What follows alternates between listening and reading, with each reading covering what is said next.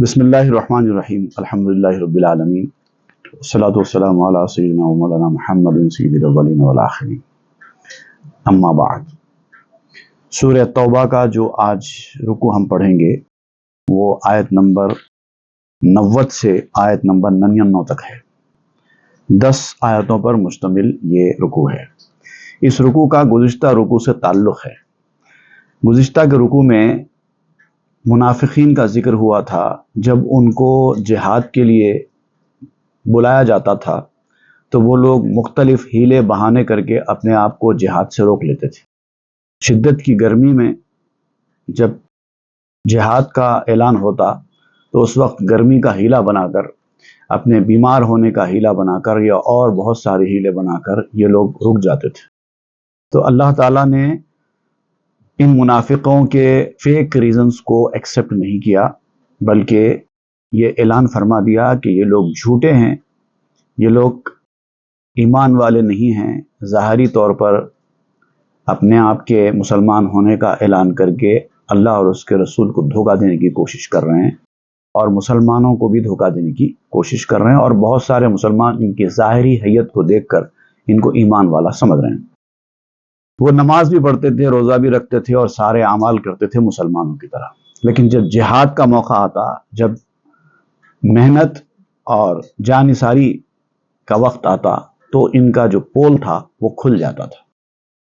تو ابتدا میں انہوں نے اس طرح کے ہیلے بہانے کیے، لیکن بعد میں جب ان کو سمجھ میں آیا کہ ان کا پول کھل رہا ہے، ان کی حقیقت لوگوں کے اوپر ظاہر ہو رہی ہے، تو یہ دوسری بار جب جہاد کا اعلان کیا گیا تو یہ اپنے اس راز کو فاش ہونے سے روکنے کے لیے انہوں نے جہاد میں تیار ہونے کا فیصلہ کیا کہ ہم بھی چلیں گے۔ لیکن اس وقت اللہ تعالیٰ نے رسول اللہ کو حکم دیا کہ اب ان کو نہیں لے کے جانا۔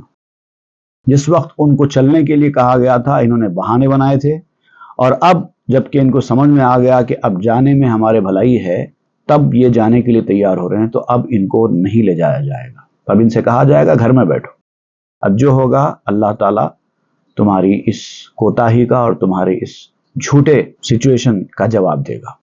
اب یہاں پر اس رکوع میں ایسے اعرابیوں کا ذکر ہو رہا ہے، ایسے دیہاتیوں کا ذکر ہو رہا ہے، یہ گنوار قسم کے بدو لوگ جو شہر کے باہر رہا کرتے تھے دیہاتوں میں، یہ ایمان لائے، لیکن ان میں سے بہت سارے لوگ ایمان سے عاری تھے، منافقین کی طرح تھا ان کا معاملہ۔ اور جب جہاد کا اعلان ہوا اور ان سے بھی کہا گیا کہ اب تم لوگ بھی جہاد کے لیے تیار ہو جاؤ کیونکہ تم اب دائرہ اسلام میں داخل ہو چکے ہو، تو انہوں نے بھی وہی طریقہ اختیار کیا، بہانے بنانے شروع کر دیے۔ ان کا یہاں پر ذکر ہو رہا ہے۔ اعوذ باللہ من الشیطان الرجیم۔ وجاء المعذرون من الاعراب لیؤذن لهم وقعد الذین کذبوا اللہ ورسولہ سیصیب الذین کفروا منہم عذاب علیم۔ صدق اللہ العظیم۔ اللہ تعالیٰ فرما رہا ہے کہ یہ بہانہ بنانے والے بدو گنوار آپ کی خدمت میں آئے اور اپنے ریزنز پیش کرنے لگے تاکہ آپ سے جہاد میں شریک نہ ہونے کی اجازت لے لیں۔ دیکھیے، ان میں 2 قسم کے لوگ تھے۔ ایک تو وہ تھے جو حضور صلی اللہ علیہ وسلم کے پاس آتے اور کچھ نہ کچھ اپنے ریزنز بیان کرتے، یہ مسئلہ ہے، وہ مسئلہ ہے، ہم نہیں کر سکتے، ہماری مجبوری ہے، اس طرح کے جھوٹے مجبوریاں پیش کرتے، فیک ریزنز بناتے۔ اور حضور صلی اللہ علیہ وسلم چونکہ مزاج میں بڑے رحم دل اور معاف کرنے والے اور لوگوں کے عذروں کو قبول کرنے والے، تو آپ اکثر ان لوگوں کو اجازت دے دیا کرتے تھے۔ لیکن ان کا یہ جو طریقہ کار تھا یہ جینیون نہیں تھا نا، ریزنز۔ لیکن حضور صلی اللہ علیہ وسلم جانتے ہوئے بھی کہ یہ لوگ جھوٹے بہانے بنا رہے ہیں، ان کو اجازت دے دیتے تھے۔ لیکن اللہ تعالیٰ نے یہاں پر حکم رسول اللہ صلی اللہ علیہ وسلم کو دیا کہ جب ایسے لوگ آپ کے پاس اجازت لینے کے لیے آئیں جہاد میں شریک نہ ہونے کی، تو آپ ان کو اجازت نہ دیجیے، بلکہ یقین کر لیجئے کہ یہ اللہ اور اس کے رسول کے سامنے جھوٹ بولنے والے ہیں۔ وجاء المعذرون من الاعراب لیؤذن لهم وقعد الذین کذبوا اللہ ورسولہ۔ اور یہ بہانہ بنانے والے اعرابی جب آپ کے پاس آئیں اجازت لینے کے لیے تاکہ وہ گھر میں بیٹھ جائیں، جہاد میں شریک نہ ہوں، اور حالانکہ انہوں نے اللہ اور اس کے رسول سے جھوٹ کہا۔ سیصیب الذین کفروا منہم عذاب علیم، ان کو سنا دیجئے کہ بہت کم وقت ہے جب اللہ تعالیٰ اپنا فیصلہ سنائے گا، اور بہت قریب میں جنہوں نے بھی کفر کیا، اللہ کے احکام کو جھوٹ کا سہارا لے کر رد کر دیا، ان کو دردناک عذاب میں مبتلا کیا جائے گا۔ لیس علی الضعفاء ولا علی المرضى ولا علی الذین لا یجدون ما ينفقون حرج اذا نصحوا للہ ورسولہ، ہاں جو واقعتاً مجبور ہیں، ان کا ریزن جینوئن ہے، ان لوگوں کے اوپر کوئی حرج نہیں ہے۔ جیسے کہ کمزور لوگ ہیں، جہاد میں حصہ لے ہی نہیں سکتے، بیمار لوگ ہیں، بیماری اس شدت کی ہے کہ وہ جہاد میں حصہ لینے کے قابل نہیں ہے۔ وَلَا عَلَى الَّذِينَ لَا يَجِدُونَ مَا يُنْفِقُونَ حَرَجٌ، اور ایسے لوگ جن کے پاس مال دولت نہیں ہے، کیونکہ جہاد میں جانے کے لیے سواری چاہیے اور اخراجات کے پیسے چاہیے، بالکل ان کے پاس کچھ بھی نہیں ہے، پیسہ ہے ہی نہیں، بالکل کمزور ہے مالی اعتبار سے۔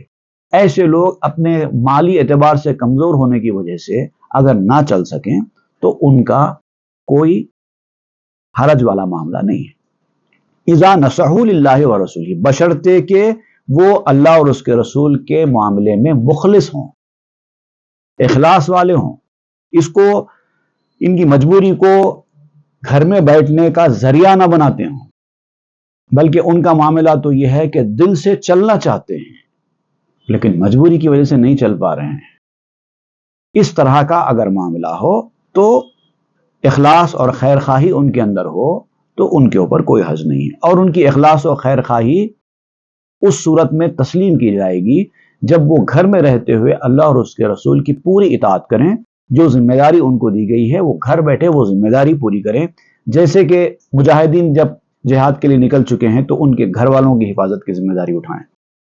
اب گھر کا پورا مردانہ جہاد کے لیے نکل چکا ہے، گھر میں صرف خواتین ہیں، تو ایسے مجاہدین کے گھروں کو جائیں، ان کے گھروں کی حفاظت کریں، کم از کم یہ تو کر سکتے ہو، یہ کریں تو ان کے اوپر کوئی گناہ نہیں ہوگا۔ ما علی المحسنین من سبیل، اور جو واقعتاً نیک ہیں، سچے دل سے جہاد پر چل رہے ہیں یا مجبوری کی وجہ سے جہاد پر چلنے کی خواہش رکھنے کے باوجود نہیں چل پا رہے ہیں، تو ان کے اوپر کوئی گناہ یا مواخذے کی صورت نہیں ہے۔ اللہ غفور الرحیم، اللہ تعالیٰ بخشنے والا بھی ہے اور رحم کرنے والا بھی ہے، مجبوری ہے تو کوئی حرج نہیں ہوگا۔ ولا علی الذین اذا ما اتوک لتحملهم قلت لا اجد ما احملکم علیہ تولوا واعینهم تفیض من الدمع حزنا الا یجدوا ما ينفقون۔ اب بیان یہ کیا جا رہا ہے کہ جو آپ کے پاس حاضر ہوں، ایسے غریب لوگ ہیں جو چلنے کے بڑے خواہش مند ہیں لیکن ان کے پاس مال دولت بالکل کچھ نہیں ہے۔ اب وہ حضور صلی اللہ علیہ وسلم کے پاس حاضر ہوتے ہیں اور کہتے ہیں یا رسول اللہ ہم بھی جہاد پر چلنا چاہتے ہیں لیکن ہمارے پاس چلنے کے لیے سواری نہیں ہے، سواری بھی تو چاہیے جہاد پر جانے کے لیے، کچھ بھی نہیں ہے ہمارے پاس، سواری بھی نہیں ہے۔ اگر آپ ہمارے لیے سواری کا انتظام کر دیں کسی نظریے سے تو ہم جہاد پر چلنے کے لیے تیار ہیں، بلکہ ہماری خواہش ہے کہ ہم چلیں اور آپ سے درخواست ہے کہ آپ ہمارے لیے سواری کا انتظام فرما دیں۔ لیکن رسول اللہ صلی اللہ علیہ وسلم نے ان کو فرمایا کہ بیت المال میں جو پیسہ جمع ہے مسلمانوں کا اس کام کے لیے، اس میں اتنا پیسہ نہیں ہے کہ جنگ کے اخراجات اٹھاتے ہوئے تمہارے لیے سواری کا بھی انتظام کر سکے۔ تو رسول اللہ نے کہہ دیا اگر یہ معاملہ ہے تو ٹھیک ہے، تم گھر پہ ہی رہو۔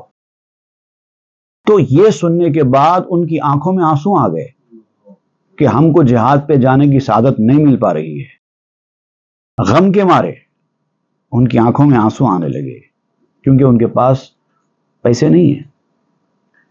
تو ایسے لوگوں کو بھی اللہ تعالیٰ نے استثناء دے دیا، ایگزمپشن دے دیا۔ انما السبیل علی الذین یستأذنونک وہم اغنیاء، الزام ان لوگوں کے اوپر ہے، مواخذہ ان لوگوں کا ہوگا جو مالدار رہتے ہوئے، سب کچھ ذریعہ ان کے پاس رہتے ہوئے جھوٹے ہیلے بنا کر اجازت مانگنے آ جاتے ہیں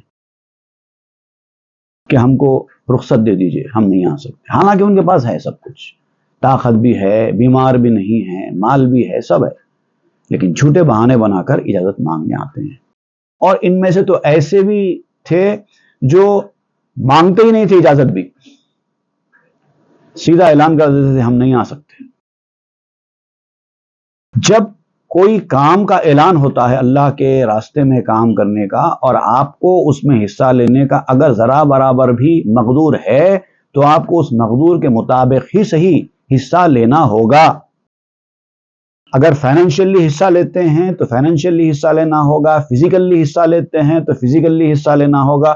جو آپشنز آپ کو دیے جا رہے ہیں ان میں سے کوئی ایک آپشن پر تو آپ عمل کر سکتے ہیں. اب جیسے ان لوگوں کا ذکر ہوا، یہ لوگ چلنے کے لیے تیار تھے لیکن کیا کریں، ان کے پاس پیسے نہیں تھے. آپ اگر انتظام کر دیں سواری کا تو ہم ضرور چلیں گے. اور جب ان سے کہا گیا کہ سواری کا انتظام نہیں ہو سکتا تو وہ غم میں آ گئے، افسوس میں آ گئے. تو ان کے اس غم کی وجہ سے، ان کے افسوس کی وجہ سے اللہ تعالیٰ نے ان کے ریزن کو جینیون قرار دے دیا. رضوا بأن يكونوا مع الخوالف واتبع الله على قلوبهم فهم لا يعلمون. اب یہ جو مال دولت رکھتے ہوئے جو ہیلے بہانے بنا رہے تھے، ان کے بارے میں فرمایا جا رہا ہے کہ یہ لوگ پیچھے رہ جانے والوں کے ساتھ پیچھے رہنے پر راضی ہو گئے. پیچھے رہ جانے والے کون؟ جو کہ خواتین ہیں، جو بیمار ہیں، ان لوگوں کا جو گروپ ہے جو مجبوریوں کی وجہ سے نہیں آ سکے، ان کے ساتھ رہنے پر راضی ہو گئے. تو اس کا نتیجہ یہ ہوا کہ اللہ تعالیٰ نے ان کے دلوں کے اوپر مہر لگا دی. اب اس کے بعد وہ حقیقت کو جان بھی نہیں سکتے. غزوہ تبوک کے وقت پہ ایسے ہی ہوا تھا. جب جہاد کا اعلان کیا گیا تو بہت سارے غریب مسلمان ایسے تھے جن کے پاس کچھ نہیں تھا، تو رسول اللہ کی بارگاہ میں آئے، اگر کہنے لگے کہ ہمارے پاس سواری نہیں ہے، جنگ کا ساز و سامان نہیں ہے، اگر آپ کسی طریقے سے ہمارے لیے سواری کا اور جنگ کے ساز و سامان کا انتظام کریں تو ہم چلنے کے لیے تیار ہیں. لیکن ان کو کہہ دیا گیا کہ کوئی مال دولت نہیں ہے، اگر تمہارے پاس ہے تو چلو، نہیں تو تمہاری مجبوری جینیون ہے، بیٹھو گھر میں. اب جو ذمہ داری تم کو دی گئی ہے وہ ذمہ داری پوری کرو.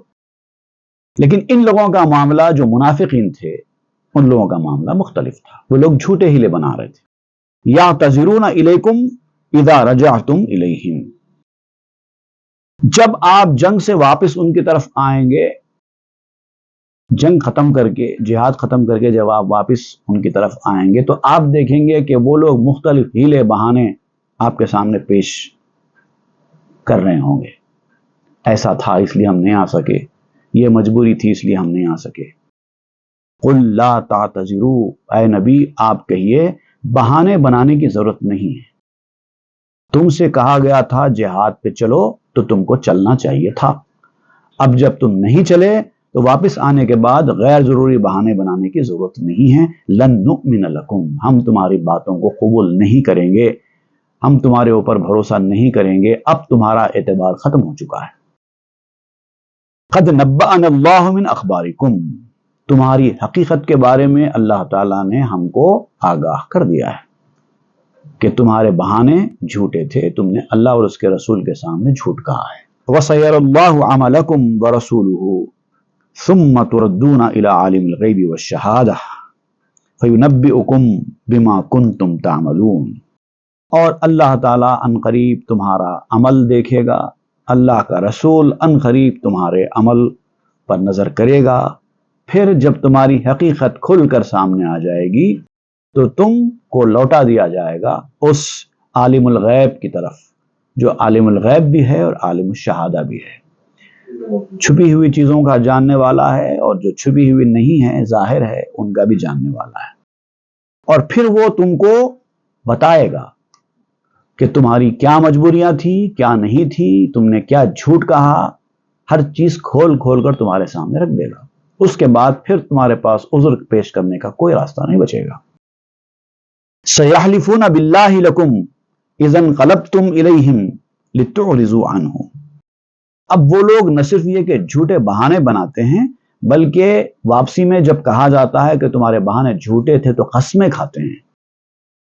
یہ لوگ قسمیں کھائیں گے آپ کے سامنے تاکہ تم ان کو معاف کر دو، ان کی غلطی کو نظر انداز کر دو اور کہیں گے ہم کو معاف کر دو، ہم قسم کھاتے ہیں ہماری مجبوری جنون تھی، کہیں گے. فَأَعْرِضُ عَنْهُمْ، تو اللہ تعالیٰ نے رسول اللہ کو حکم دیا کہ اے نبی ان کے بہانوں کو نہ سننے کی ضرورت ہے نہ ان کو معاف کرنے کی ضرورت ہے، اگر یہ نہیں آئے تو کوئی بات نہیں، آپ ان سے منہ پھیر لیجئے، اب کوئی تعلق مت رکھیے، ان کا بائیکاٹ کیجئے۔ جھوٹے بہانے بنا رہے تھے نا، اب ان کا یہی علاج ہے کہ اب ان کا سماجی مقاطعہ کیا جائے، سوشل بائیکاٹ کیا جائے، کوئی مسلمان اب ان سے بات نہ کرے۔ انہم رجسن، کیونکہ یہ لوگ ناپاک اور گندے لوگ ہیں۔ ومأواہم جہنم، اور ان کا ٹھکانہ تو جہنم ہے۔ جزاء بما کانوا یکسبون، اور یہ اس چیز کا بدلہ ہے جو انہوں نے کمایا ہے، جو کماتے رہے۔ ایسا نہیں ہے کہ ان کو کسی ظلم کے تحت جہنم میں ڈالا جائے گا، نہیں، ان کے کرتوتوں کی وجہ سے ڈالا جائے گا۔ یحلفون لکم لترضوا عنہم، اور ان کا جو قسمیں کھانا ہے بار بار، یہ اس لیے ہے کہ اے نبی آپ ان سے راضی ہو جائیں، خوش ہو جائیں، آپ کو خوش کرنے کے لیے یہ قسمیں کھا رہے ہیں۔ فَإِن تَرْضَوْا عَنْهُمْ، اور اگر آپ ان کو معاف بھی کر دیں، ان سے خوش بھی ہو جائیں، ان سے راضی بھی ہو جائیں، فَإِنَّ اللَّهَ لَا يَرْضَىٰ عَنِ الْقَوْمِ الْفَاسِقِينَ، اللہ تعالیٰ تو ایسے فاسق قوم سے کبھی راضی نہیں ہوگا۔ الْأَعْرَابُ أَشَدُّ كُفْرًا وَنِفَاقًا، یہ جو گاؤں والے ہیں نا، دیہاتی، بدو، گنوار، ان میں جو منافق ہیں وہ شہری منافقین سے زیادہ شدید ہیں۔ ان کا جو نفاق ہے چھپا ہوا، یہ شہری منافقین سے زیادہ شدید ہے۔ کیوں؟ اس لیے کہ شہر کے لوگ، شہر کے منافقین کبھی کبھار رسول اللہ کے مجلس میں تو آ کر بیٹھتے تھے، کچھ نہ کچھ تو ان کو سننے کو مل جاتا تھا، اس لیے ان کا نفاق اتنا شدید نہیں تھا۔ شہر کے جو منافقین تھے پھر بھی وہ رسول اللہ صلی اللہ علیہ وسلم کی بارگاہ میں کبھی کبھی آیا کرتے تھے، کچھ اچھی باتیں ان کو سننے کو ملا کرتی تھی، کچھ تو ان کے علم میں اضافہ تھا، پھر بھی ان کا نفاق اتنا شدید نہیں تھا۔ یہ جو گاؤں کے گوار تھے، انہوں نے اہل علم کی مجلس میں کبھی شرکت ہی نہیں کی، اس لیے ان کا نفاق اور زیادہ شدت کا تھا۔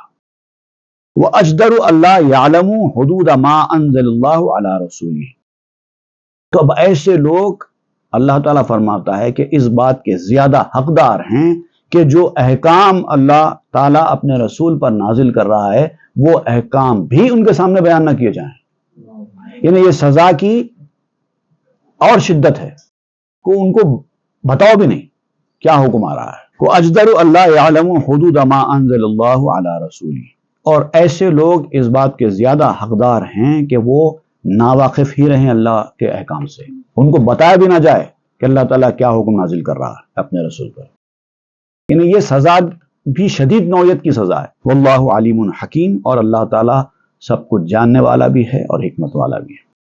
وَمِنَ الْأَعْرَابِ مَنْ يَتَّخِذُ مَا يُنْفِقُ مَغْرَمًا وَيَتَرَبَّصُ بِكُمُ الدَّوَائِرَ، اور بعض دیہاتی بدو ایسے بھی ہیں جو سمجھتے ہیں کہ جو کچھ وہ راہ خدا میں خرچ کر رہے ہیں، اللہ کے راہ میں خرچ کر رہے ہیں، وہ ان کے لیے بطور تاوان ہے، بطور جرمانہ ہے، دل سے نہیں دے رہے ہیں۔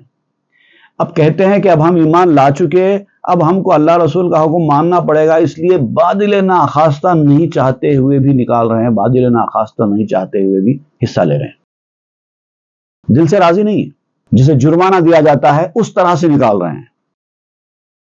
وَيَتَرَبَّصُ بِكُمُ الدَّوَائِرَ، اور اس وقت کا انتظار کر رہے ہیں کہ جب کوئی آزمائش آئے گی یا جب کوئی زمانے کی گردش سے مسلمانوں کے اوپر حالات خراب آئیں گے، اس وقت یہ پیٹ پھیر کر چلے جائیں گے، اس دن کا انتظار کر رہے ہیں۔ آج مسلمانوں کی حالت اچھی ہے نا، تو یہ لوگ مجبور ہیں، کچھ نہیں کر پا رہے ہیں، اس دن کا انتظار کر رہے ہیں جب ان کی حالت خراب ہو، اس وقت یہ اپنی اصلی صورت لوگوں کے سامنے لائیں۔ علیہم دائرۃ السوء، اب اللہ تعالیٰ فرماتا ہے کہ یہ خراب حالت تو ان کی ہی آنے والی ہے، مسلمانوں کی نہیں آئے گی۔ مسلمانوں کا تو آگے دور اچھا آنے والا ہے، اور اچھا آنے والا ہے، ان کو تو ترقی ہوگی، خراب حالت تو انہی کی ہوگی۔ اللہ سمیع علیم، اللہ تعالیٰ سننے والا بھی ہے، جاننے والا بھی ہے۔ وَمِنَ الْأَعْرَابِ مَنْ يُؤْمِنُ بِاللَّهِ وَالْيَوْمِ الْآخِرِ وَيَتَّخِذُ مَا يُنْفِقُ قُرُبَاتٍ عِنْدَ اللَّهِ وَصَلَوَاتِ الرَّسُولِ، اور کچھ دیہاتین میں سے کچھ بدو ایسے بھی ہیں جو اللہ پر ایمان بھی لاتے ہیں، قیامت پر ایمان لاتے ہیں، حساب کتاب پر ان کا یقین ہے، اور جو کچھ وہ خرچ کرتے ہیں وہ اللہ کی خوشنودی کے لیے، اس کے تقرب حاصل کرنے کے لیے خرچ کرتے ہیں۔ ایسے بھی ہیں، پورے کے پورے دیہاتی بدو منافق نہیں ہیں، اس میں اچھے لوگ بھی ہیں، ایمان والے لوگ بھی ہیں۔ قربات عند اللہ، خرچ کرنے کا ان کا مقصد اللہ تعالیٰ کا تقرب حاصل کرنا ہوتا ہے، اللہ تعالیٰ کی رضا جوئی حاصل کرنا ہوتا ہے۔ ایسے بھی ہیں وہ صلوات الرسول، اور پھر جب وہ اپنا مال اللہ کے راہ میں خرچ کرنے کے لیے رسول اللہ کی بارگاہ میں پیش کرتے ہیں تو رسول اللہ ان کے لیے دعائے خیر بھی کرتے ہیں، اور وہ دعا لینے کے لیے کرتے ہیں۔